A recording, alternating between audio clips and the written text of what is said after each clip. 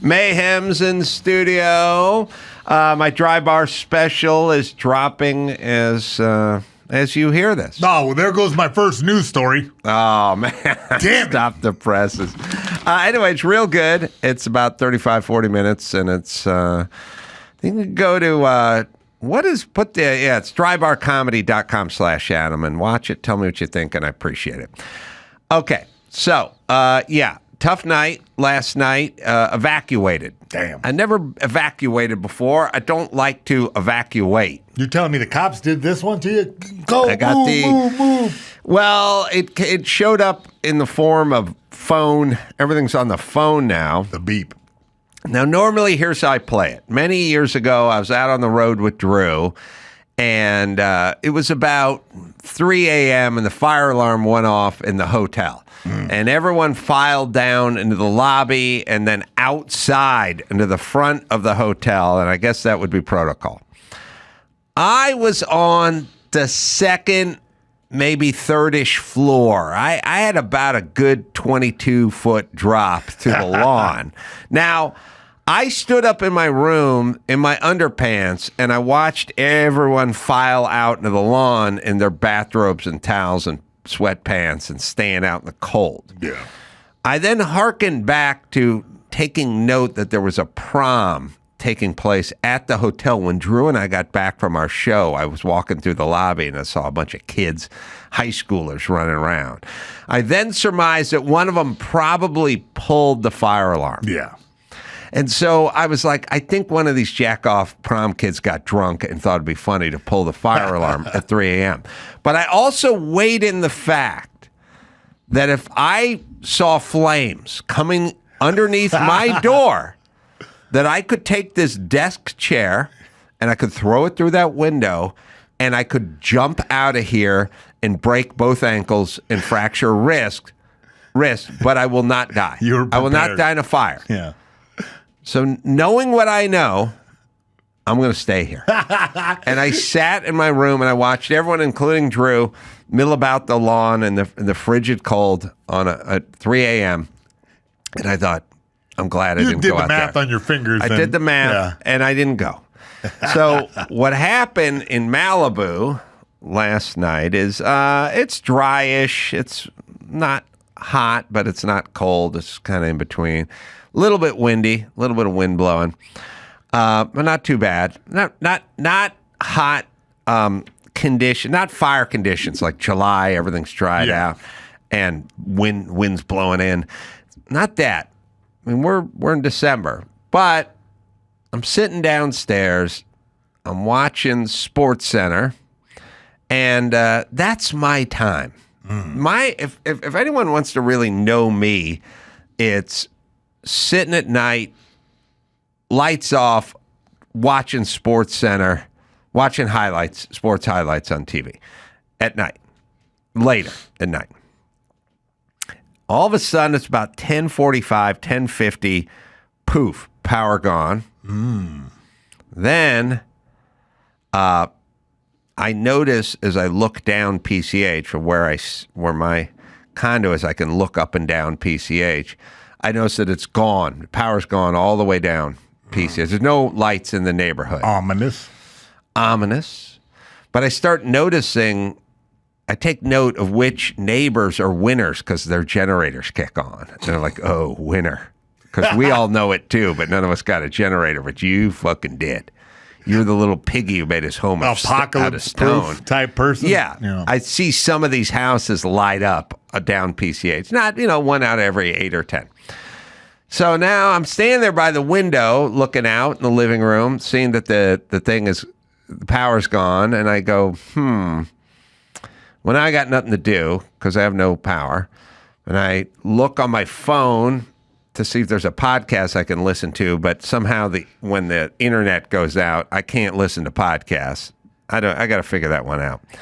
But I do have a book, an audio book, Animal Farm by George Orwell. Great book. And so I'm like, I'm going to listen to Animal Farm by George Orwell. So I just sit there in the dark listening to Animal Farm by George Orwell. And at some point, I'm looking out the window and I see smoke coming up from beyond a hill that is nearby.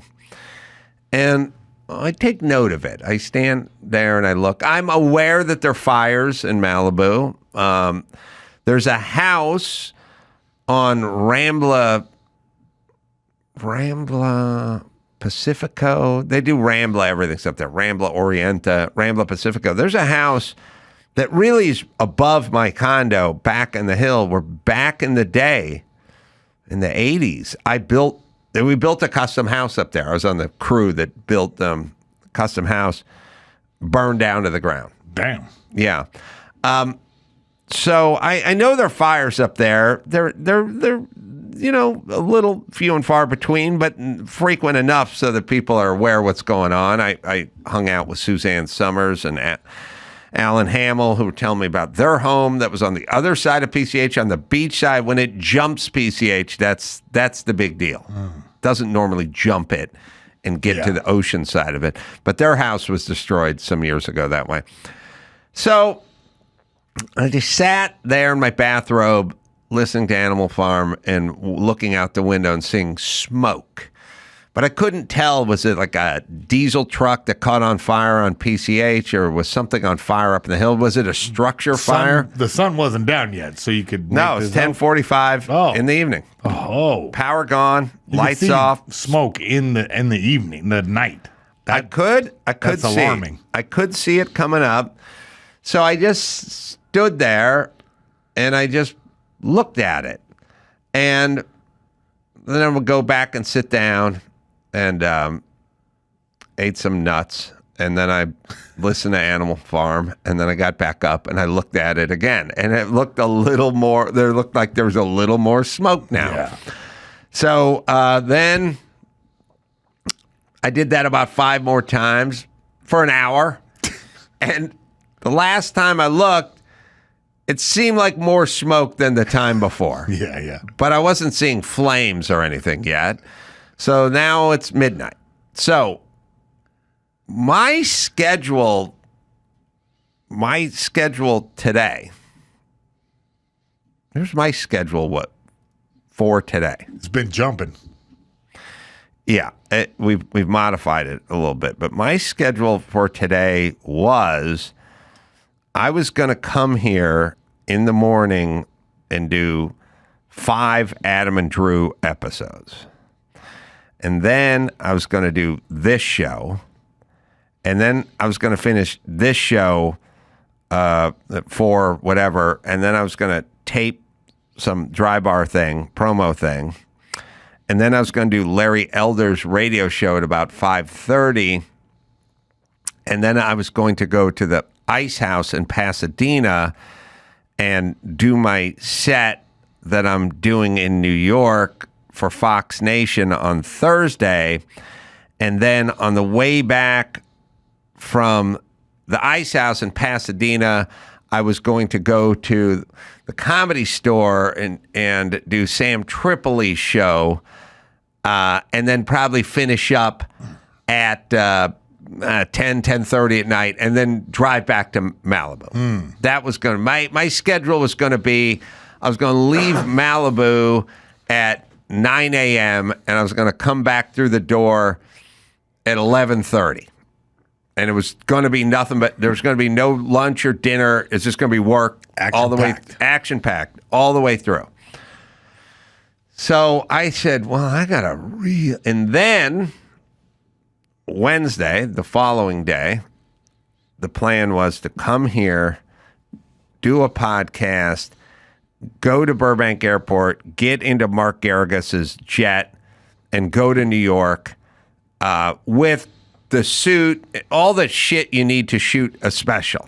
Dry, clean stuff, blah, blah, blah. And 4 or 5 days worth of stuff for New York. It's 30 degrees. Bring your gloves and your beanie. And doing Gutfeld Friday, so have an outfit for Gutfeld. Packed. Now you're kicked out of Malibu. Now you're kicked out. Well, not yet. Now it's midnight. And I go upstairs, and my girlfriend is sleeping. And I thought, I don't think I should get her involved with this because my general, I don't know where you stand, Mayhem, but my general stance with women is pretty need to know. I'm with you. I got a good idea of what's going on here. Yeah. I may be called reckless, but I'm not. I got a good idea. I got a good temperature on what's going on. If that fire comes over that hill and starts coming this way, I can be in my car and gone in about 90 seconds heading toward Santa Monica. I'm not worried about it. Yeah. But I'm keeping an eye on it. So you haven't raised to the level of worry. It's just simply been a concern at this stage. Mm-hmm. Mm-hmm. So then it's midnight. Now, I got the world's busiest day planned the following day, and I really can't stay up and stare out the window all night. No. So I lay down for about an hour, and then I get up and I peek out the curtain upstairs, and I see it's gathered a little momentum, but it's not looking out of control yet. It's a ways off. You're seeing flames? I took a picture. It's a little bit fuzzy. It was about 3 a.m. That was right when we cleared off, which was essentially the view from the bedroom, which buddy, that's like full on.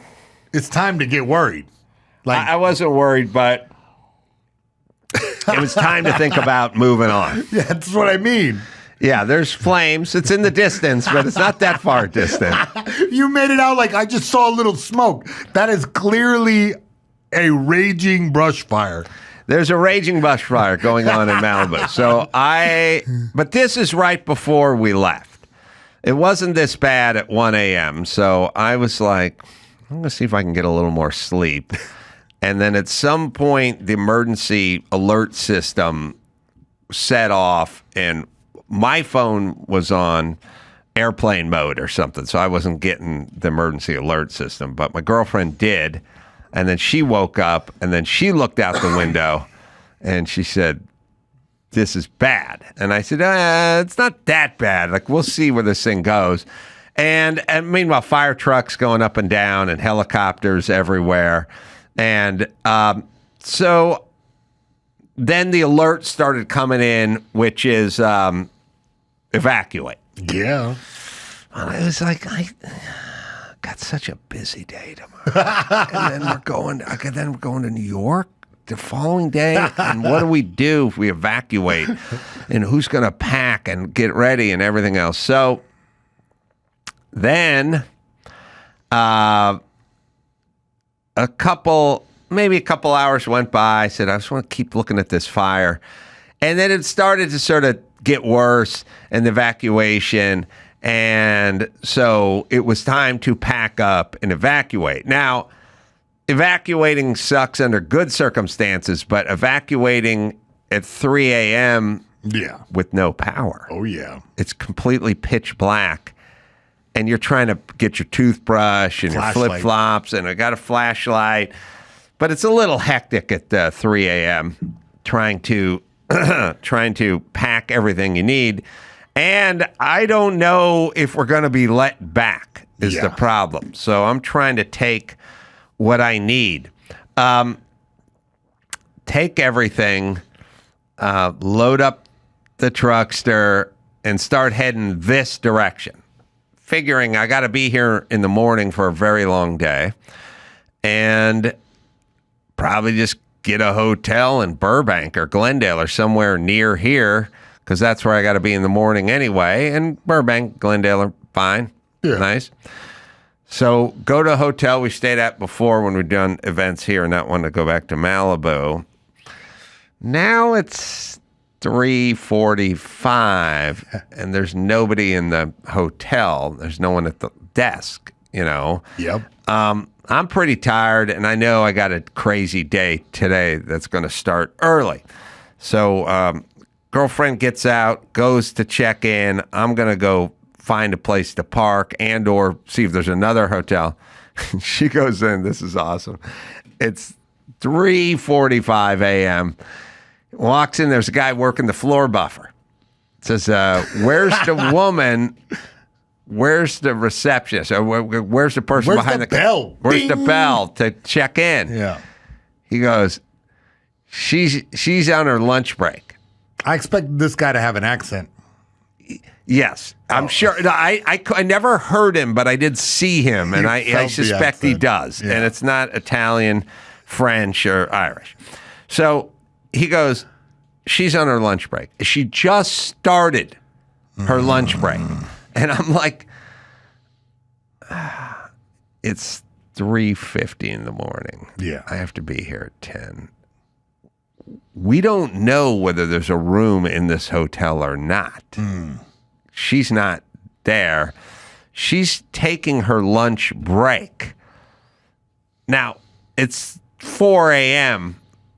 on a weeknight in Burbank. She's not at the Quiznos up the street talking to her friends. She's here Yeah. just eating a sandwich, but here she's behind that door in the office eating because it's her lunch break. Yeah. But I would argue when the refugees, as I would call us, we're boat people, Malibu boat people.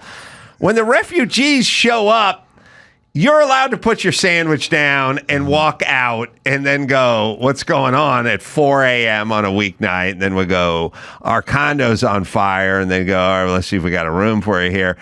And then go back and finish your fucking sandwich, right? Not just stay.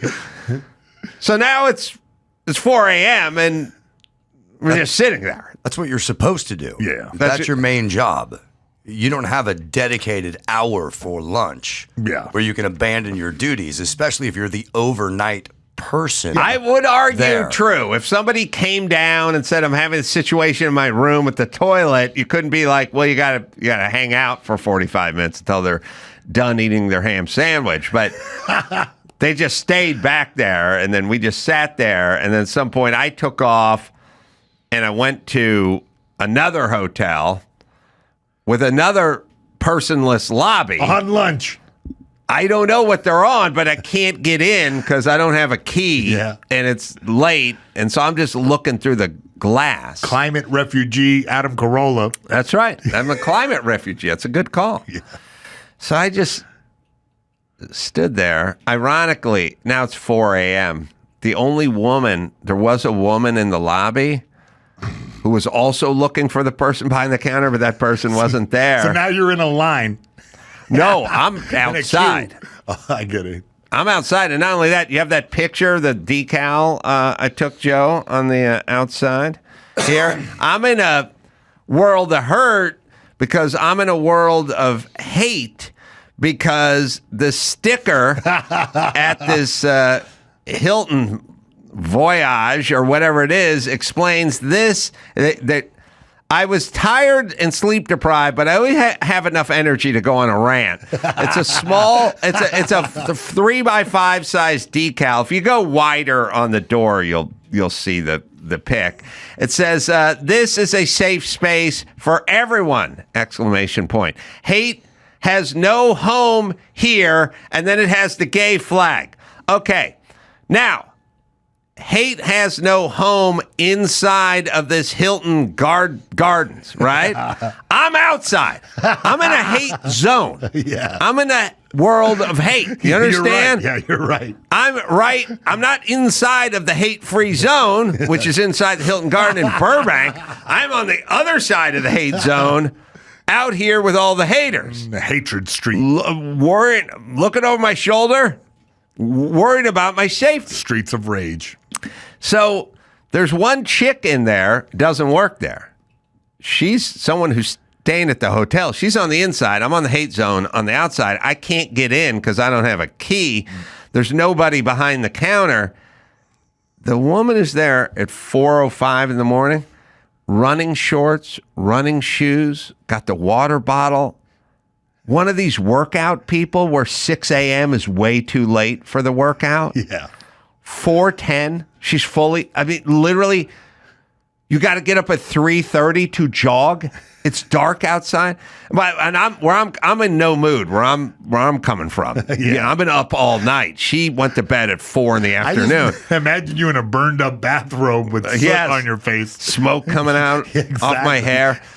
So I'm like, all right, I don't know how to get in this place. It's a hate-free zone. I'm pretty angry right now. I don't think I'd be accepted. I don't know where the person is behind the counter. So then I go back to our hotel, and the person is still eating lunch. There's nobody there. It's 4:20 in the morning now. I got to get up and be here all day. Damn. So I find another hotel. This hotel has a guy, late night guy. By the way, the folks that they get to do the graveyard shift on the weekdays, that is the bottom of the barrel of the drunk tank of Laughlin. No, that is Pahrump. that is who you find in a drunk tank in Pahrump. That's who the unemployable, least motivated, dumbest. Of course, you're going to hide them. They work from 2 a.m. to 7 a.m. and sitting there. So found this other hotel up the street. I go, do you have any rooms? And they go, no, we don't have any rooms. I go, what's going on? Is there a convention? And they go, no, there's a fire in Malibu. And I'm like, this many people left Malibu and went to Burbank? So then I go, well, we're trying to get in on the other hotel, but the chick's eating lunch and she never stops. She's not done. She won't finish eating lunch. And he goes, oh, she's done with lunch. And I go, wow, you guys communicate? Yeah. Somehow this guy's talking to her over there? All right. Go back. She's come out, taking her sweet ass time. Check in. I would argue you should get a guaranteed late checkout if you're checking in at 4:30 in the morning. Like if you're only checking in for 5.5 hours, you should get a built-in late checkout. If check-in is 3 or 4 o'clock and you've added 12.5 hours to that time and you're rolling in at 4:30, they should just throw you the gratis late checkout, but not so much. Anyway, get the room. Go to bed at 5. Get up at 9:30, and and here we are now. Last I checked, Malibu's 0% contained. Damn.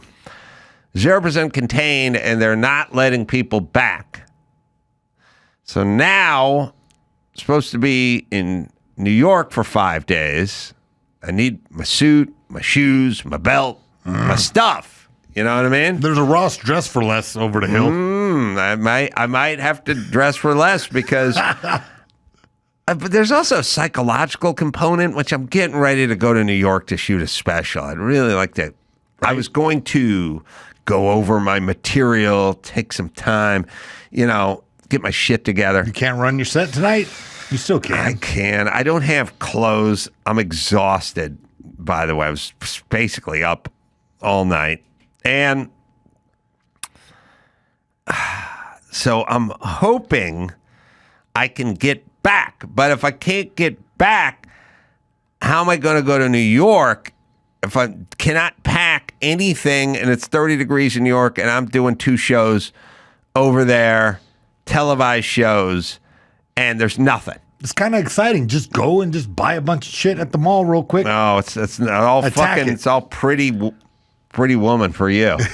Well, I'm just saying, like, it's not like you're broken going through this. You go in there. No, I know. It's just little shit. Like I was using these teeth whitening cups where you pull this thing out, and you put the teeth whitener in your thing, and I used it for the last 2 days. I was like, I'll use it for a couple more days for the special. Get the tooth whiten thing. I got the toiletry bag. There's nothing in there. The vitamins, whatever, the supplements, the medications. It's all there. I mean, socks and underpants. Yeah, but just your neck pillow. But not every fight you go in completely prepared. I feel like you could use the adrenaline from this and to focus into a sharp, point and just attack everybody with your wit. Well, you may be right. I think so. I think so. I think this is you're forging the fire right now. I really would just like them to let me go to my condo and stay there. I wish there was some sort of waiver you could sign, which is, look, if I burn up in this fire, you will not be held accountable for this. So right now, they're not letting people pass like Topanga Canyon on PCH. Damn. What happened to all the fixed wing planes that are dumping the fire retardant and all the helicopters? They're 0%, yet they got all the big planes in and they're doing. What structures do you guys, you can look, but I mean, Pepperdine's okay.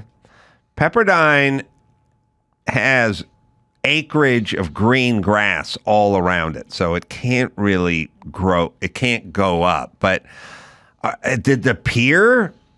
I heard the pier may have caught on. Are there restaurants over there, businesses over there? Anyway, it's kind of hectic. Yeah, I would say, but exciting all at the same time. All right, let's see. Here's an interesting connection. Well, I don't know. Do you have the Daniel Penny story in your news? I do. All right, I'll make that connection later. All right, let's take a break, and then we'll come back. We'll do the news right after this. Message at 888-634-1744. I think The Rock did that in Fast and Furious, like 7 or something. He literally flexed himself out of his cast. Yeah. He just went, and I'm like, all right, but you're supposed to have that on for another 9 weeks. You're okay now? Yes, I am.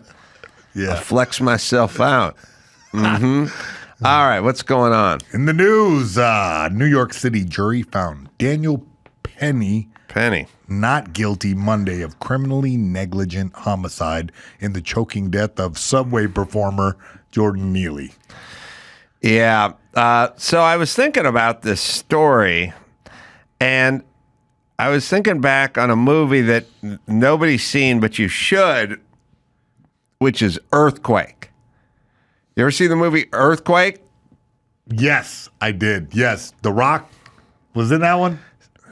Different one?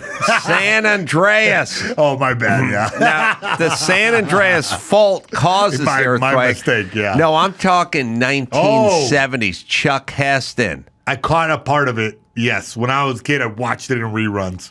I did like that movie. You got to see Chuck like Charlton Heston. Yeah, he's really almost as Heston-y-esque in this movie. And in this movie, and it's an Irwin Allen thing, and it's a big disaster thing, and it was great. Yeah. I loved it.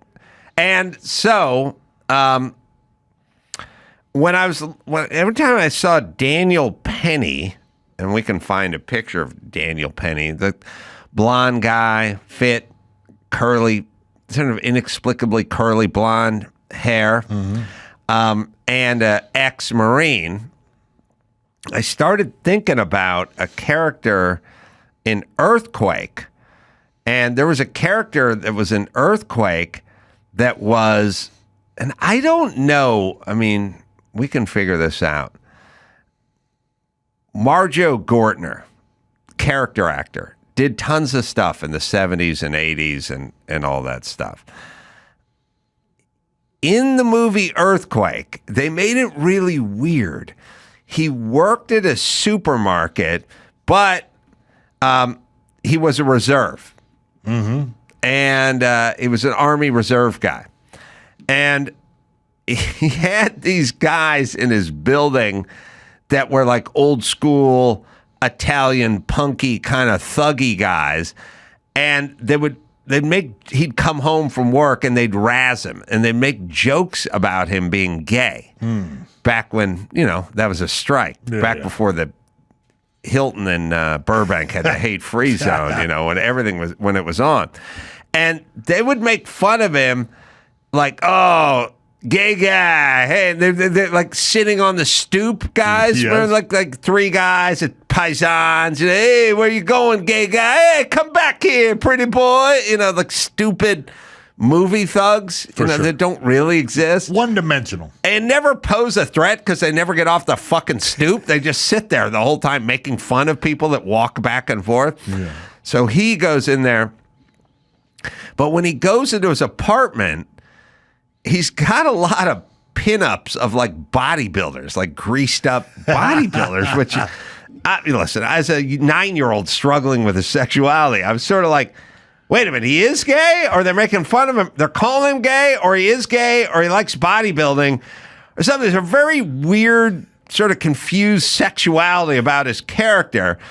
Then his character has Daniel Penny hair. Like Marjo Gortner looks like Daniel Penny in real life. He has the curly hair. But in the movie, he puts a blonde, weird Marilyn Monroe wig on. I don't know. Show me a picture. I was wondering how this connected. It's going to connect. So it's going to perm. All right. Now we have him in his stupid wig picture when he's in the National Guard, but there's the picture of Marjo Gortner in his regular hair, like his headshot, which I'll show you, which is Daniel Penny. Like they're the same dude. And Daniel Penny was a ex-Marine guy who turned into sort of vigilante. Mm-hmm. Marjo, his character was when the earthquake broke out. Do we have Marjo? Yeah, no, that's him.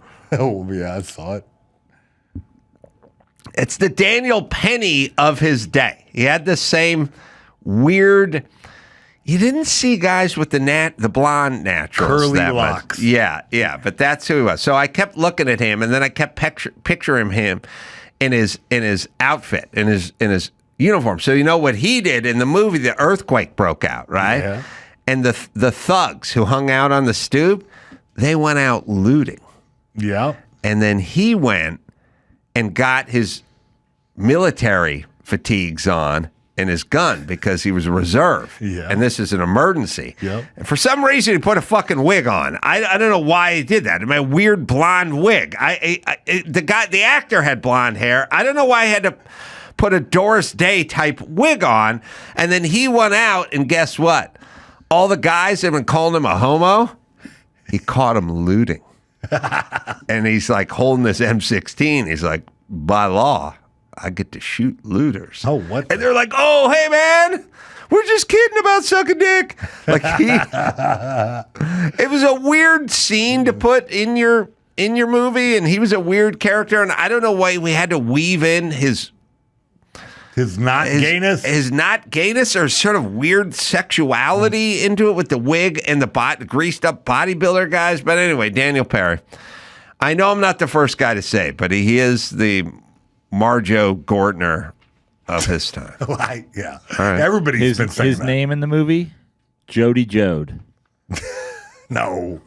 Oh, my God. Oh, and they'd be like, Jody, that's a girl's name. But, okay.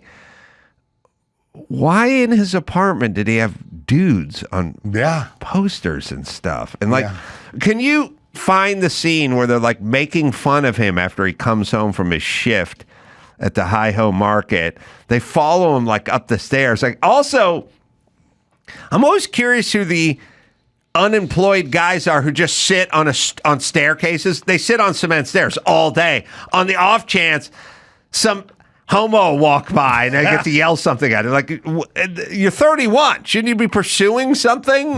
It's a weekday. Yeah. You got to work, right? Like, why? In the hood, that's like a normal thing. I've seen it. That's in the hood. These are white guys. We're better than that.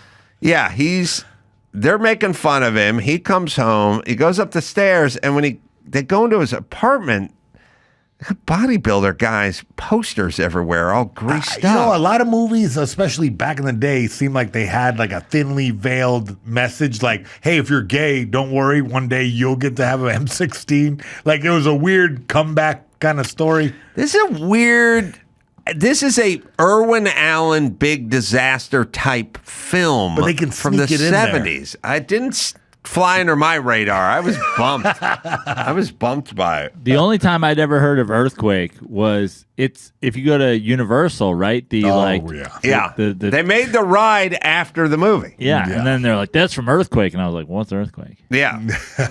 Does that scene exist anywhere? We're trying to find it. It's probably toward the middle of the film. They had a bunch of vignettes going on. He worked at the supermarket and for some reason would put a blonde wig on over his blonde hair before he reported his military duty. But all right, they found him not guilty. Yeah, Daniel Penny was found not guilty. You know, Good. He was sued at the same time as, by the victim or, the victim's father. Yeah, the one who put a abandoned him and let him chokehold- live on the fucking subway and do drugs all day. Exactly, And yeah. terrorize people. Good dad. And Good dad. my connection with this is the K2, which is spice, which is synthetic cannabinoid. It's like weed, only in that it kind of is like a cannabinoid, but it puts you into outer space. That's It what he makes was you on. Disassociate. It makes you disconnect with reality. Yeah, but he was a honest homeless guy. Look, as I said to Gavin Newsom where you sat many years ago, it's all drugs. It's all mental problems and drugs. They previously housed, and we need to build more shelters, and we need more outreach programs. These guys are hardcore drug addicts who are out of their fucking mind. That's the problem. That's who sleeps outdoors. That's who you're dealing with. So fucking get used to it, admit it, and deal with it. And calling them previously housed does not help. Calling them current junkies is the way to go. This guy was fucking out of his mind. He needed help. And he was schizophrenic, I think. Yeah, that schizophrenia can be a byproduct of this K2. I've seen it myself, where people start off pretty normal and then they smoke that stuff, and it brings out the mental illness worse. Yeah. Anyway, if these guys are going to run around the subway yelling, "I'm going to kill people and I don't care if I die today," there's shit's going to happen. Yeah. Yeah. Very But I dangerous, appreciate the politicized DA. who's Yeah, and trying to the make a interesting case. part is I've looked into all this even deeper, and the way that different news outlets are covering it, like you said, CBS was covering it like, oh, this unhoused person. He's a Michael Jackson impersonator. Jackson I know. I love the euphemisms. I love when the fucking racist from Black Lives Matter's like, so for the crime of dancing on a subway? No, he was No, singing, for the crime of threatening everyone on the subway's life. scaring everyone. That's And what you did. on Not for being loud.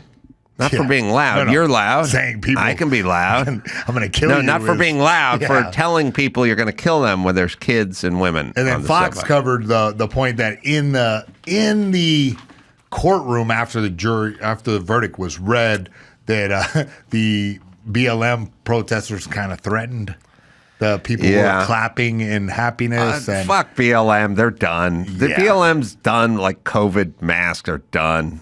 Like trans shit is done. It's just all done. It's Certainly. all. You guys are done. You got to move on to a new grift. You have to find a different way to make money off of people by victimizing them. You're done with this particular grift. Could have kept it going longer, but you fucking bought houses and shit in Topanga. Man, I wish I could drive through Topanga. yeah. Those are the days. I wish I could take Topanga down to PCH and turn right and go home. You cannot? Oh, you mean No, I because cannot. of the fire? That is correct.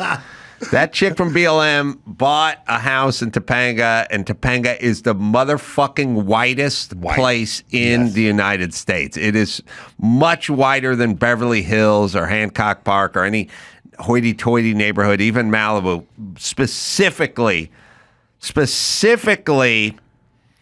Topanga Canyon is probably the whitest per capita area, and you chose to buy a $6 million house in Topanga. But yet, what's the problem with white people? And why not just buy a place, in Compton? We can be around your people and be safe. Where you don't have to feel like other or deal with people that are scared of those who look different than them. All right, where's that clip? It's got to be somewhere. We're pulling down the whole movie from Amazon, which is the only place it's available. Okay. We'll put it on your screen when we got it. It's powerful. All right, so good for him.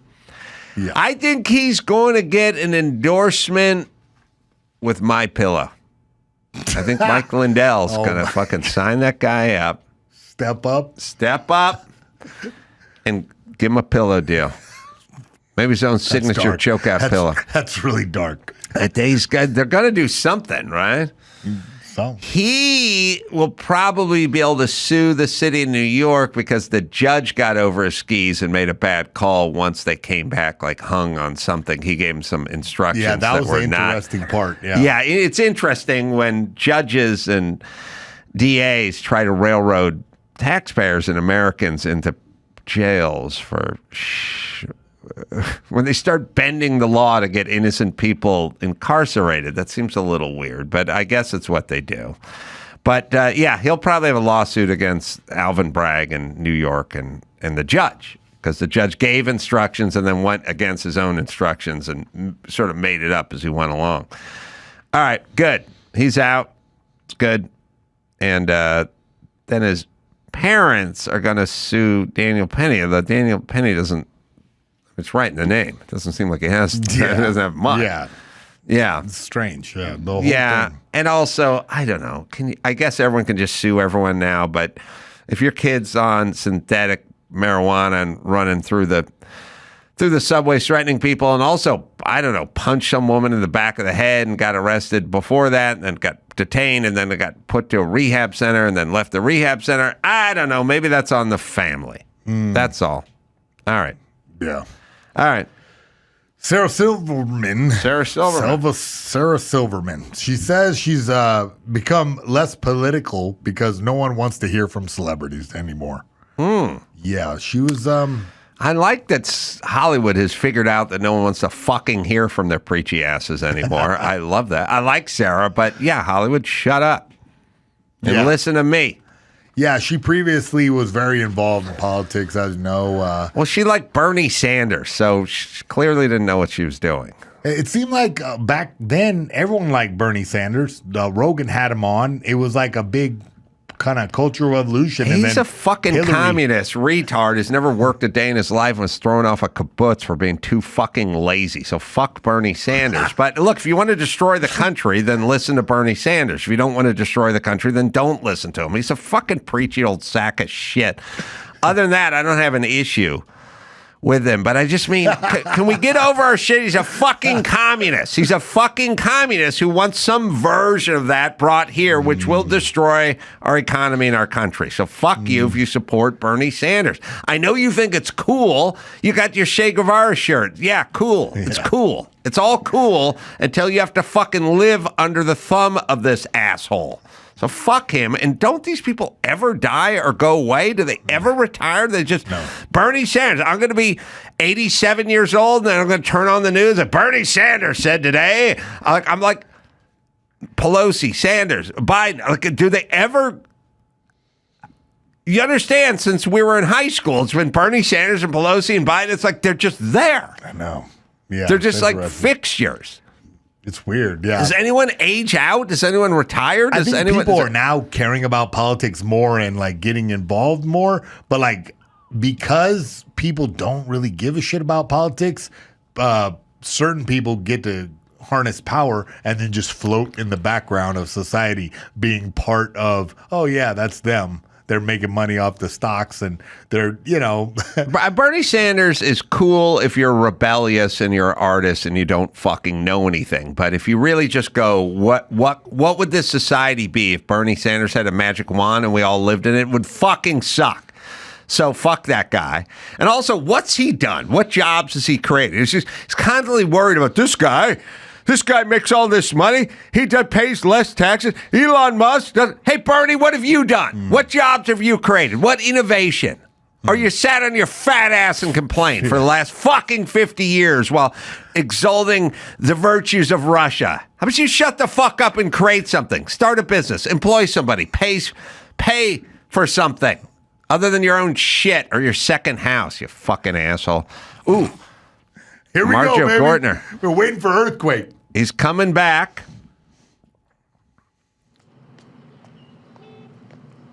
Where's them cantaloupes? We asked you for some free cantaloupes, Jody. Say, my friend, what kind of friend are you? Still playing Soldier He Boy, wants for- Jody? That's right, we saw on television. Where you gonna go play Soldier Boy? Say. All right, hold on a second. Wait, First, I didn't these hear guys, any gay slurs. these guys have Down syndrome. Hold on. Hold on. Number one. You know what's funny? The bullies, and you know this better than anyone, the bullies in movies, it was like Fonz. The Fonz was this way. Kelly Leak from the Bad News Bears. The list goes on and on. There was like Chachi, cousin from Joe. The tough guy, Squiggy and Lenny. The tough guys won about 145 pounds and gave away 4 inches of height to regular dudes. Like, hey, tough guy. Henry Winkler's a miniature, He's small, not well-built man. And Kelly Leak, like the tough guy from the Bad News Bears, was the smallest, skinniest guy on the diamond. Why do they get to be the tough guys? You know what the answer was? They smoke, which gives you an advantage in the ring, right? Right? If you can ride a dirt bike, if you can ride a motorcycle and smoke, you beat the shit out of any MMA guy. I don't care if fucking Brock Lesnar shows up. You put that cigarette down, put the kickstand down, and start whooping some ass. Flick it in his face. I'm pretty sure Kelly smoked while riding. He smoked while the dirt riding. bike. Yeah. Every bully was smaller than this guy, and they're just sort of weird central casting white guys. Yeah. So this guy's apartment is filled with like war memorabilia and machetes and weight. All right, it's a little creep. I thought when you said, "Oh, he had a wig," like that was his choice for the role. No. He's got Why a did he wig. put it on? Like in the movie. Yeah, he has like puts a the wig on. Why do you need to put Doris Day's blonde wig on to go out and provide protection for the community? All right, they didn't go homo here, but hold on. There may be more. I don't know. Build himself like a locker. Oh, okay. There's women involved. Got a naked chick. Well, semi-naked poster chick. Yeah. There's going to be some workout. I don't know why he's fixing his hair and then putting a... And I don't know who he's supposed to be. He's got Nazi memorabilia. Yeah. He's got Vince Durando working out. These guys come in. What? What? Was it true that blondes have more fun? Got a wig. What's Lenny Kravitz doing there? Yeah. There's white Lenny. All right, pause. If that guy wasn't known as white Lenny Kravitz, I don't know. Okay. You have cop sunglasses and you didn't button your shirt all the way up. It doesn't make you tough when you're 5'9" and 162. I want a jean jacket like It this used guy. to just be like, listen, why can I kick your ass? I own boots, I smoke, and I have a dirt motorcycle. So look the fuck out. All right, wait, go back. Now they're calling him homo. Oh, yeah. Oh, yeah. Say, Jody, you fag. If I know you as a Wait fag, a minute, go back a little bit. I want you to apologize to me, Joe. Got to beep There's that. definitely a sexual component to this movie. Yeah, you said he didn't say anything. I asked for the slur, and he gave the slur. There we My go. bad. Sorry. And I told you he was a fag. Wait, go back a little bit. All right, there we go. Sorry. Was it true that blondes have more fun? Oh, no, look at that. I told you he was a fag.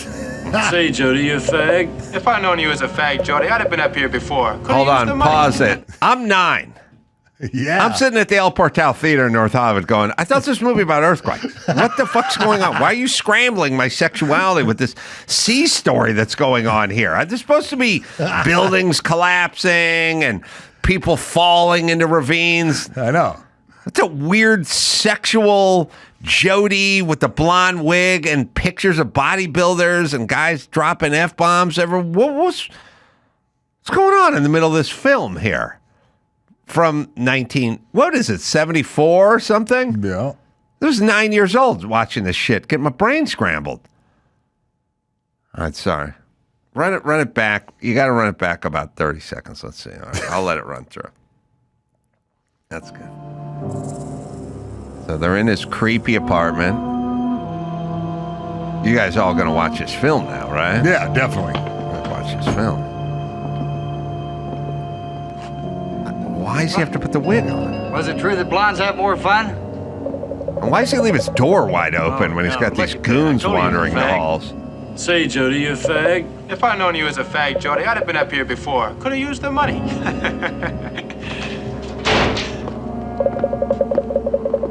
All in. Hey, Right, left, right. Let's decorate the warrior. Dumping trash on him. All right, hold on a second. Does his room have a door on it? Like, why wouldn't he shut the door when he walked in? No, this is like a rooming house. I just It's a figured rooming it out. house? It says rooms for rent. I did see that, but he did enter his room. Even rooms for rent have doors, right? Yeah, he has a door right there, clearly, but I don't know. He just Shut the door before you put the gay wig on, Jody. And then I don't know, who are these guys, and what's it take to get thrown out of this house? You know what I mean? There's got to be some protocols. Like, hey, you can't throw trash at the other renters and call them fag every 10 seconds. That's sorry. And the one guy who says he could make some money if he only knew. Yeah, what is he talking about? I think it was just assumed. Okay, hey, I'll give you $20 and I'll blow you, yeah, bro. he's gonna pimp you no, out. yeah, you could go up, you could walk onto Geffen's yacht back then and just go, all right, I'll give you $20 if you suck my dick. Robert Geffen would go like, okay, man, I got to do it. think It's like boarding the code. houses in the 70s employed guys to make sure no gays rented a room. Oh, these guys, and I like it because they got the wigger guy, they got the rhinestone country guy, and they got kind of the longshoreman guy. Like they have the three thug, they have the three stratas of thug. These guys have nothing to do with one of each other. But I look at the wigger guy with the huge fro and call him, drop some F-bombs if I have these guys. Yeah. But anyway, these guys hang out at a boarding house just waiting for people to return from work and then attack them verbally and throw trash at them. And then the internet, according to the internet, he put on the short blonde wig to cover his longer than Army regulation hair. Oh, okay. Yeah. That makes no sense to put more hair on. Oh, I get it. Hair. His Dorsey wig is every bit as long as his natural locks. Yeah. All right, so they throw a trash can at him, and he leaves. He gets into his... And again, I like unmotivated anger. You know what I mean? The guys are just like, I'm going to get this guy. He gets in his Cortina. Or his Corvair. No, it's a Corvair. That's a Corvair. Convertible Corvair, rear end, unsafe at any speed. Yeah. And drives off. Now, the motion in this model was All right. So anyway, then the earthquake hits. Act 1. What a classic. Oh, you know, Act 1.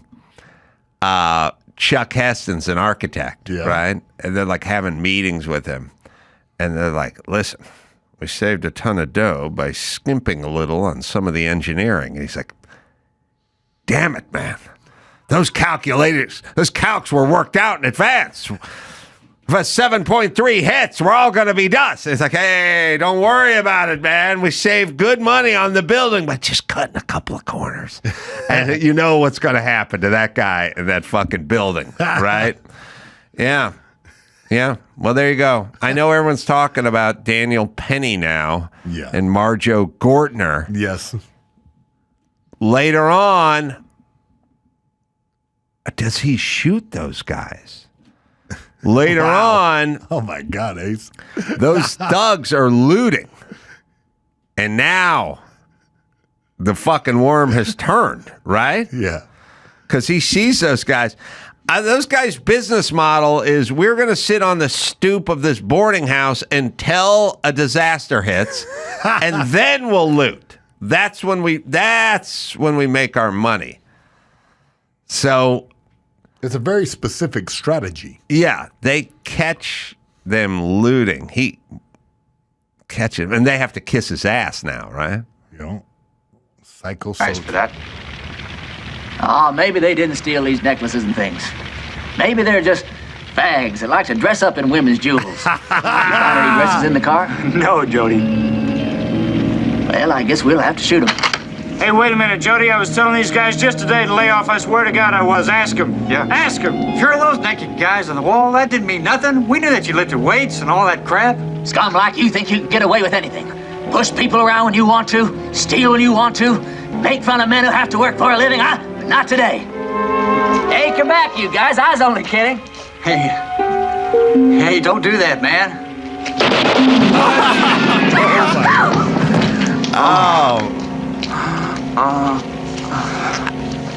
Not like back in the store, is it, Miss Amici? No scrawny bitches coming in asking for double green stamps 2 days after the special's over, huh? None of that stuff. He works in a supermarket. Unhinged. I want this whole patrol area quarantined. I No gotta civilians ought to be allowed believe. through without being questioned. Can't tell, they might be looters. What about the people trying to get through to Wilson Plaza aid station? I like that this guy's kind There's no of other clear streets okay around with here. it, you know. Out. All right. I gotta believe his commanding officer would frown a little upon Shooting down on you, just dropping like 22 rounds into three guys who are just standing there. Yeah. That guy stole a necklace. All right, here we go. Also, I like that the guys took off and then he went, it's just kidding. And they're like, thanks. Yeah, I get it. Well, and what's in it for them to, like, why'd they turn around? What's with the change of heart? Well, that's the rules of engagement. They're coming back at you. They're coming right for me. There's a lot of F-bombs dropped there. A lot. I had to clean that up for YouTube. Remember, I got a picture 9.5-year-old Adam Carolla sitting at the El Portal Theater going, what is this? Is this what adulthood is like? Yeah. Do I have this to look forward to? Is this going to be my life? Who took you to that? I would just You just turn went in by bottles, yourself? make money. And, Nice. But am I going to be the guy sitting on the brownstone stoop, or am I going to be Right. the homo up in the unit putting the wig Shooting on? people. Like, which one am I going to be? Richard Roundtree was in this movie as well. Shaft. Was I in didn't this- know that. Shaft. Yeah. And, oh, God. Oh, I just told you, but I'm sleep deprived. But from Bad News Bears. The coach. Well, would this be on the list? Huh? Walter Matthau. Walter So Matthau. would this be on the list? Like, you know how you do the most 80s movies? Would this be on the list of the most 70s movies of all time? It's pretty. 10. It's pretty much because Chuck Heston was having an affair with Karen Black, who was in all sorts of 70s movies, and Chuck Heston's wife was a big star siren. You know, these people that have these big movie careers in the 50s and the stuff, and then they'd end up on a sitcom or they'd end up in some shitty earthquake movie or something. But his wife, you'll know immediately, or she's up on the bill, whatever, up there. Chuck jogs in a jogging suit back when they had jogging suits, not like sweatsuits or sweatpants, jogging suits, like the $6 Million Man, you know, like he ran in a jogging suit. All you have to do is name the first 5 people in this cast. And you'll Ava Gardner? Ava Gardner. There she is. Ava Gardner. Come on. You don't know Ava Gardner? Ava know. Gardner. Frank Sinatra's Guma. Come on. I mean, Ava Gardner is the most beautiful woman in Hollywood and all that, and now she's just doing this. She's playing this like alcoholic wife of whatever. The 70s ruined everything. Oh yeah, George Kennedy is in it. Yeah, they're all Victoria Principals in it. Yep. I mean, it's who's who. Oh, Lauren Green. Yeah. We got to watch this film. You're going to have to watch this film. I'm into it. Yeah, Marjo Gortner is in it. I don't even know. All right, we're done. We got it. You got another? We don't need another story. We've done all you could do. Yeah, we'll save this one for next time. All right, the guys, and that's Jordan and Neil Harmon from Dry Bar and Angel Studios are in here, and we'll talk to them right after this and talk about that as well. Good to see you guys. Great to see you too, Adam. So Angel Studios, I think everyone likes it, and it's all happening at once, and that it's happening over here with Daily Wire, and it's happening over there with Joe Rogan, and it's happening over here with Angel Studios, and there are countless others. I don't know, Substack, it just keeps going, but it's good. and feels so good. It feels so good, right? And I am up in the stands cheering for my successful child out on the field. It's the way I feel about it. The dad that blew his knee out in high school and never made it to the show. But I've been saying for years, look, half this country is conservative or Republican, or let's just put it this way. Half this country has traditional values and thinks normally. Yeah. They're just normal thinkers. They're not for the drag queen story hour. They think like normal people. That's half the country. They have wallets. They will do commerce. They need product. Why aren't we talking to them? And I was told, shut up and don't bring this up and look away and stay in your lane. And it's completely gone cattywampus in just literally the last 6 months, but the last 4 years, it's just turned around, right? It totally has. I think 10 years ago, you would say, okay, you've got the conservative Republican side of the equation and the Democrat liberal side of the equation, but there's that graphic. I think I even saw it on X this last week where it shows, this guy who's like, I'm a liberal or I'm a Democrat. And then it shows, or even a centrist, and you just see the left moving further and further left on this meme, and all of a sudden the left's turning back to the centrist guy and being like, "You're a bigot," and he's like, right. "No, I haven't moved. I'm in the same spot." I think Elon posted that several months ago. And you guys come from a different place than I come from, but I come from here. I come from sort of atheists, free to be you and me, kind of do your own thing, hippie types, and I would have been sort of appalled if someone would have said you're conservative. I would have been like, I'm not conservative. I'm for everything. I'm easy. I want everyone to do what you want to do. Don't hurt me.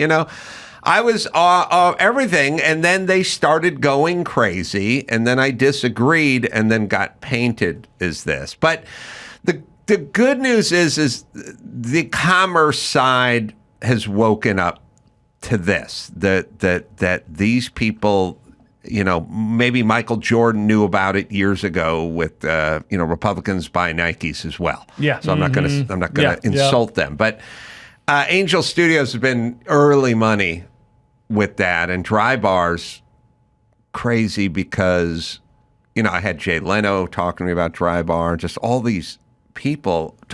It's in the zeitgeist. I hang out in the comedic community now, and I was just hanging around with Sam Morril and Adam Ray.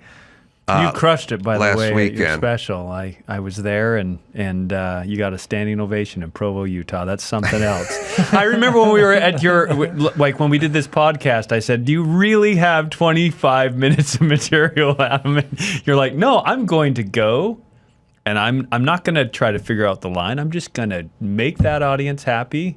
I'm going to do something I've never done before, and it just speaks to your intellect, your craft, your ability to be a true comedian, and you just did a fantastic job. Well, we'll play a clips and we'll talk about it. But I had a really long philosophical discussion with Sam Morril. He's a very funny stand-up, and backstage for a long time. And I was kind of saying, and so first off, I said Dry Bar, and they're like, oh, yeah, Dry Bar. Yeah, Dry Bar. Everyone knows Dry Bar, which is kind of cool. And Dry Bar, just so everyone knows, is a dry bar. It's a facility that's got a bar in it with no alcohol in it, but everything else.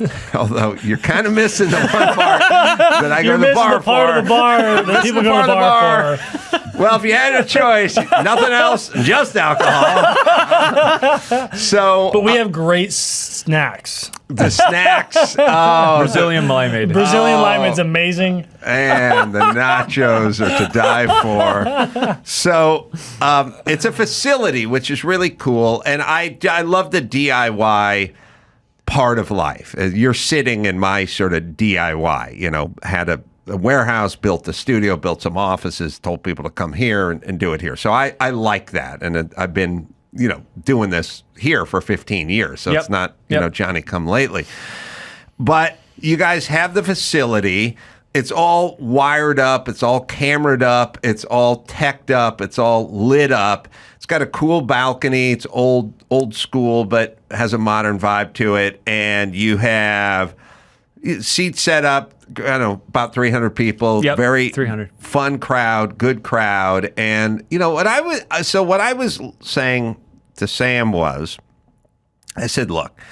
He said, I couldn't do clean. I couldn't do clean. I said, no, you can do it. You can do it. And then he goes, yeah, I mean, Jim Gaffigan's clean and Seinfeld's clean and they can do it. I go, oh, you're good. You can do it. You don't want to do it. you can do it, And if you just sort of globally look at it as sort of a challenge, I don't mean dry bar stand-up. I just mean in life. When people go, you go, I could never, swim, to Catalina, or I could never run a half a marathon or adopt a whatever. Like whatever that thing is where you go, I could never go. No, people do it. You can do it. Yes. So that was my thought. Now that it makes it more interesting because it makes it sort of like a challenge and an obstacle course. Yes. And when I did Dancing with the Stars, they're like, this is prime time. This is live. This is ABC. You cannot go on with that potty mouth. You can't talk how you talk on cable at night. And I go, okay, that's then that would be my challenge. Right. And that's sort of the way I approached it. What I told your producer before we walked in is I said, Adam might have an issue with his future shows, and that we've had comedians that will go and do a clean set, and then they'll go tour. And they'll have these people come up after them, whether it's like an old lady or some, more conservative person walks up to them and goes, I am so disappointed in your vulgar mouth, young man. Yes. I saw you on Dry Bar, and you were so much more clean. And he's like, that's been the issue with Dry Bar. Blew up, it was great, and now I've got people come to my show that are not expecting me to do a different type of set because that's clean isn't his thing. Jeff Allen was on Dry Bar, and he said, because he's been around forever.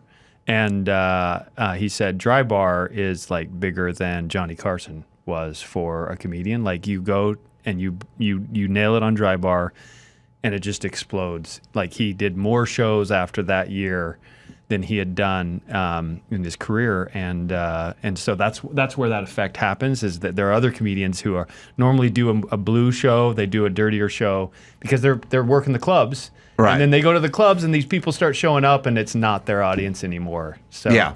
Well, look, these are called first world problems. Too many people bought too many tickets and are too disappointed. Cry me a river, I feel I had a conversation with someone about this phenomenon. Like, what if all these, Orthodox Jews and Christians and Sikhs, Shakers and Quakers, candlestick makers, what if they all show up at your show and they're very disappointed? They want to hear the language. I said, I can do the shows without the language that's offensive. I'm not going to do the shows without the ideas that are offensive because offensive ideas, while not inherently offensive, but provocative ideas that's comedy. Yeah, that's right. The shits and the fucks, you can carve those out. Yeah. Anybody who has to do a late night set, just carve it out, or a corporate gig. Don't say that. Yeah, like the core of comedy is that you're telling something that's truthful. That's like a critical idea, and you're articulating it in a way that everybody goes, "Man, that's so true." You're giving society the permission to talk about the things that they're not allowed to talk about. Yeah. So what I did is I thought, let's take a look at, I don't know, maybe 2.5 hours of material that I have, and you can start by get rid of the F-bombs and the S-bombs. Okay, get rid of the cursing. All right, fine. That's easily done. Your assistant could do that. Like literally get rid of the cursing. And then the next one is what ideas are we talking about? Because, there's two crossing the lines. There's language, but then there's also content. You're talking about things that are too provocative and too cross that line. So then started whittling it down. And then you get creative. You start trying to go, well, I think this idea can still work, but it's going to have to be reconfigured. We're going to have to change the language a little bit. And I found that to be kind of an interesting process. I didn't find it burdensome. Was it more difficult or less difficult than you expected? I have a kind of a confidence that, look, you're going to tell me to do something. If you give me some lead time, I'll work it out and I'll show up and I'll be ready and I'll be prepared. It didn't help that I hadn't run. Okay, so what it was is I had this clean, like you said, 25 minutes, but it was 45 minutes. Yeah, like no, in you my head. did 45. I mean, Right. 25 was yeah. Yeah, so I was like, I was going around playing clubs and theaters, and I didn't want to run my Mormon set for the people who bought a ticket to see me at a theater in Sodom and Gomorrah. You know what I mean? Because that's not what they didn't pay for me to experiment with them. Yeah. They just wanted the full Monty. That's what they were expecting. So what I would do in an hour and 10-minute set is sprinkle in a little dry bar run. And then get back to get that feedback loop for that one specific set. What I couldn't do is put together 45 minutes of squeaky clean for these guys who paid a bunch of money to buy a ticket to come see me in Casper, Wyoming. All right. So at the very end, I had a date in Pasadena at the Ice House here the day before we're coming out to do it, and I had not run the whole thing together at all. And so I said, well, I got to put together like 20 or 25 minutes. And I don't know why, but I'm from the Valley. So I was like, screw you, Ice House. You get what you get. You're not like the dry bar experience. Yeah, you're not like the proud people of Wyoming who wait in line to see me. You're just guys from Pasadena. Comments on your podcast here and be like, I paid good money for that. Good money. So it was like a Tuesday night, and it's like, all right, you get what you get, And so I got up there and I was like, now listen, it's going to be clean. For the first half hour is going to be clean. And they all started booing. And I was like, oh, damn. Oh, man. And then I did it. And, 3 minutes in, they forgot it was clean. They were just hearing just jokes. enjoying themselves. And they were laughing like the whole time. And I was like, okay, all right. I think I can do this now. So that's kind of. Got done with your 30 minutes and said, gotcha. See, It was funny.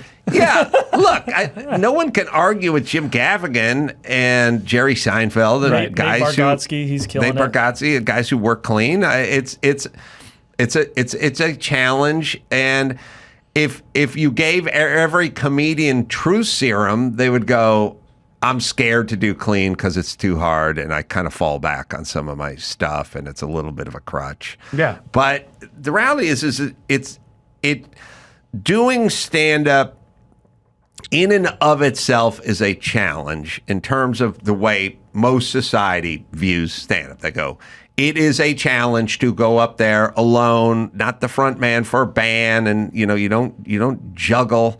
You're not a ventriloquist. Sorry, Jeff Dunham. You go up there alone and you entertain for an hour or 45, whatever it is, right? So they go, that's a challenge.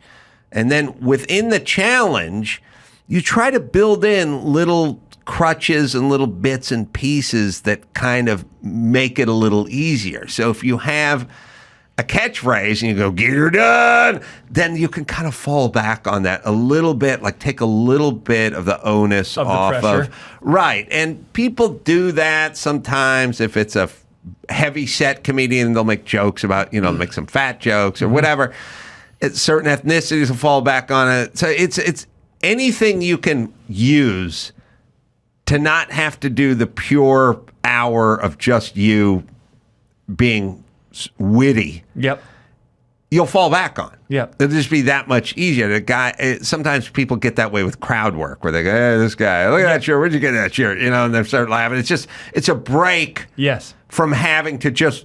It's like sometimes people will be doing like push-ups or something, and then they stop and they get up and they go, yeah.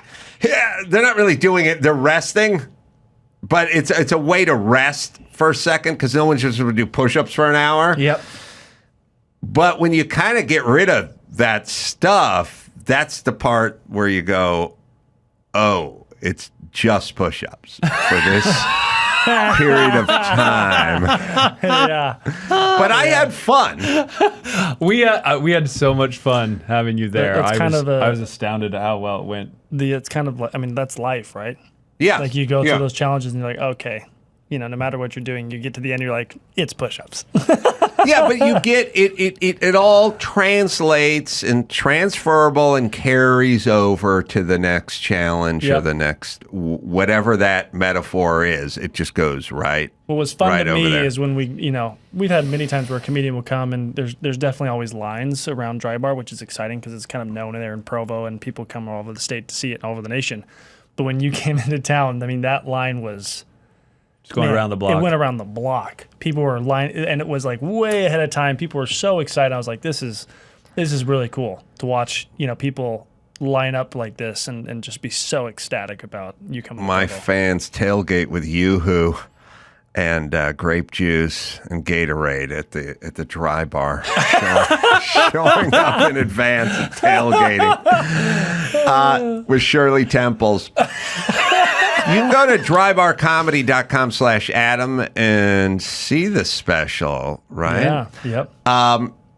Yeah, I got to tell you, I was proud to be there. I was happy to do it. The facility was great. The people were great. Everyone from, stage manager to makeup and hair, like a really good, tight, respectful, accommodating crew, and it was just a good overall experience, and I think we're going to probably do some more, right? Yeah, man, we'd love it. Love to have that. Love to have you back. And we'll play a couple of clips for you guys, but I feel remiss because of Homestead, and that's is Neil McDonough Yes. in that, right?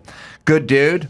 And you guys just met with Kevin Costner. Are we allowed to say that? Sure. No? We did lunch with Kevin. You did lunch. Yeah. That's juice, man.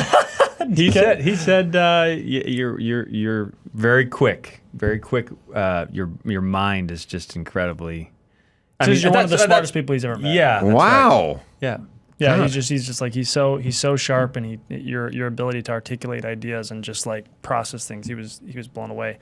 That was my first time meeting him, and his story from like his will on everything he's done from when he was a kid to sleeping in a truck to going to Alaska on his own. Like fascinating guy.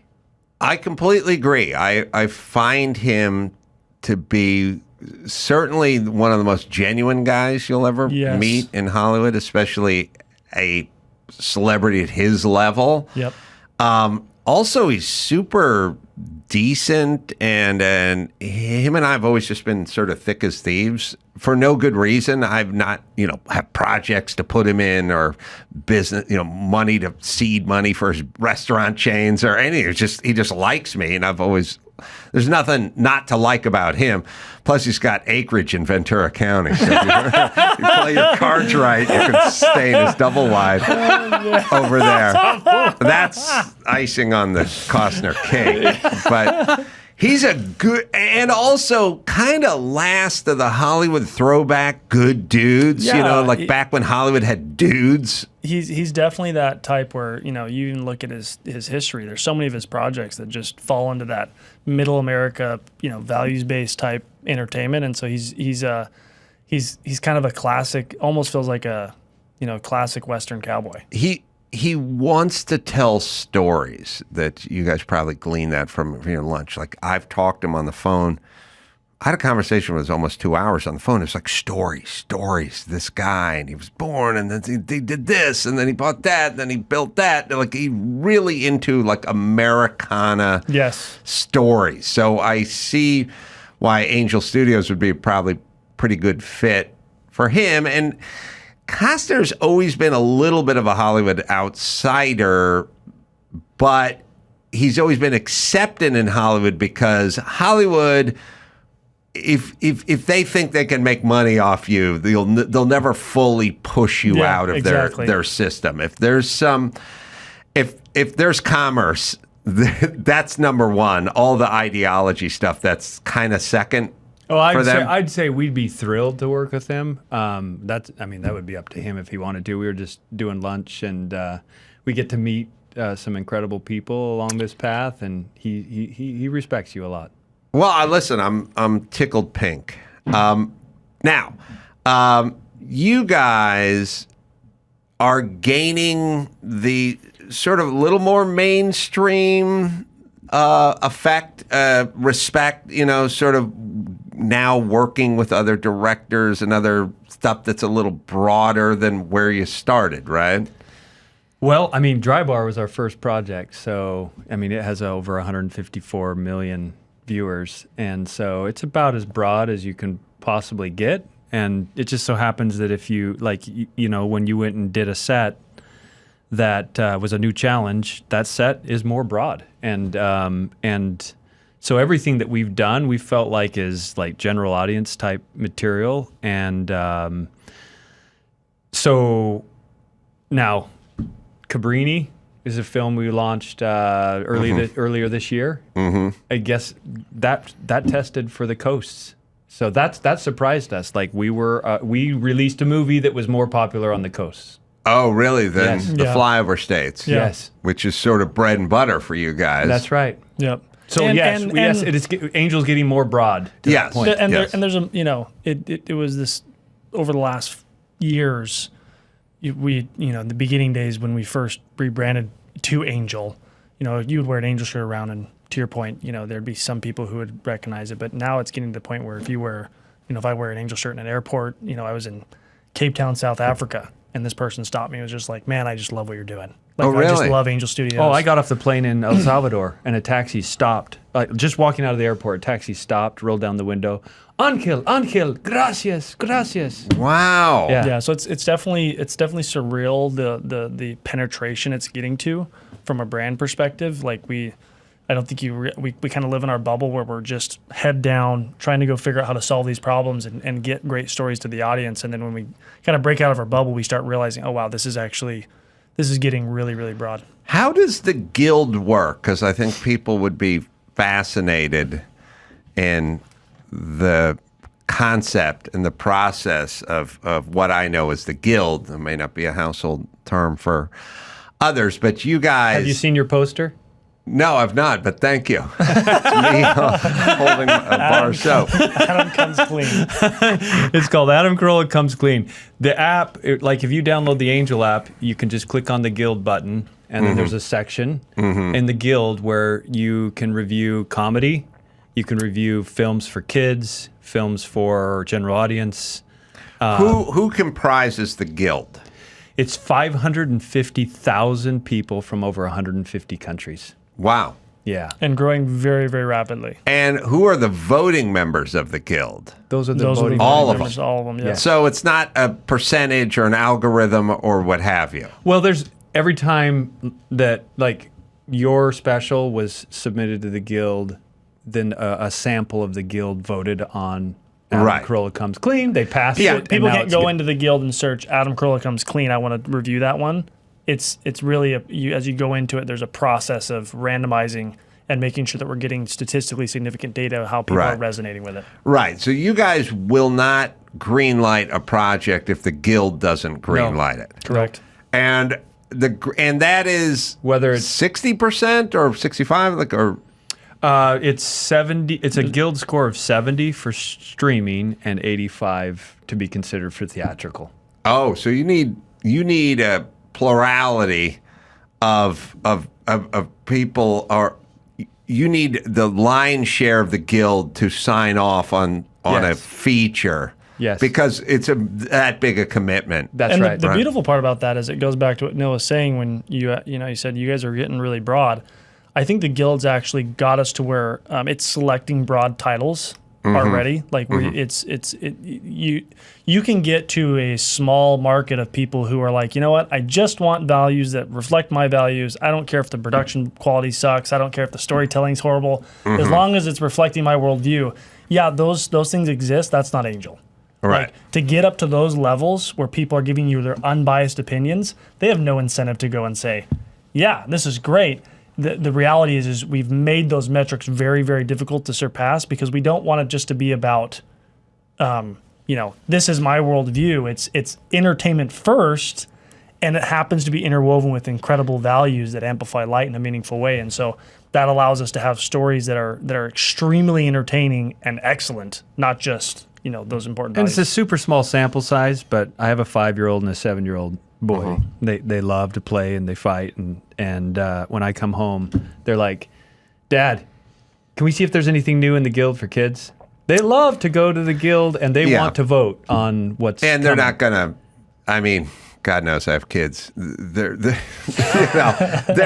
not because you're their dad or because you're Dry Bar guy, because you're Angel Studio guy or Guild guy. They either want to watch it or they don't. Exactly. Correct. Yes, They're not asking to watch their favorite show. They're asking to go to the Guild first. I said this to Mike August, who was really the guy who honchoed this whole thing. Kind of had a thought about this and me and Dry Bar and all that kind of stuff. And I was talking to him about the next one shooting February, I think. Later February, so I thought. So now, like, I'm on the clock, I'm trying to figure out, all right, I got to get some clean material together. Been doing a lot of R. Kelly stuff lately, probably not going to make the cut over there. Some of the R. Kelly takes, perhaps. But anyway, who knows? I said to him, so he's going, wow, this Driver's getting real popular. And I said, but this is kind of a philosophical thing and a joke. I said, don't worry, one day we'll be doing something called Dry Bar After Dark. And I'll get to do all my R. Kelly stuff because it'll get so popular that they'll just give it a little label and then Bill Burr will do a Dry Bar special. It'll be Dry Bar After Dark. You planted that seed inside of Nate McClellan, who heads up Dry Bar, and he came into the office. He's like, there's a couple elements of Adam Special that were, he slipped up here or there, and he's like, but we're thinking he had a really good idea. Let's do Dry Bar After Dark. It's coming. One day, maybe not on your watch, but that kid of yours who's not a fan, once he takes over, it's going to be Dry Bar After Dark. I guarantee it. Well, it is something that happens in success. You start broadening and then you open